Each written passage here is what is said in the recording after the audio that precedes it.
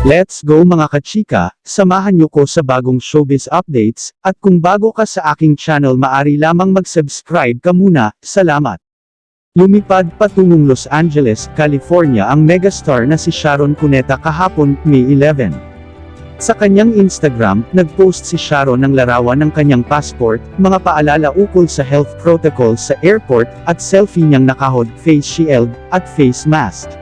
Sabi ng actress-singer sa caption, "I'm going home. Of course my real home, where my heart is where my husband and children are. But tonight I am flying home to my mommy's Gramps country, where only my eldest and I are legal residents. I need to breath, collect myself, gain strength. Love you all and will miss you guys. Please pray for me, at Mariano.Pichi and at Ana Desig.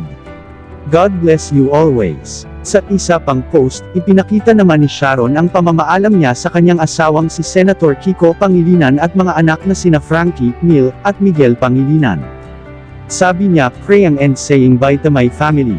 Ngayong araw, May 12, ligtas na nakarating si Sharon sa Amerika. Nag-post siya ng selfie kasama ang isang matalik na kaibigan. "Home in LA with one of my lifelong best friends on the planet, Lorraine. On our way to dinner. Thank you Jesus for a safe and enjoyable flight. PAL cabin crew is always the best." Hindi malinaw kung hanggang kailan si Sharon sa Los Angeles pero nakapag-advance taping na raw siya sa Your Face Sounds Familiar kung saan isa siya sa mga hurado.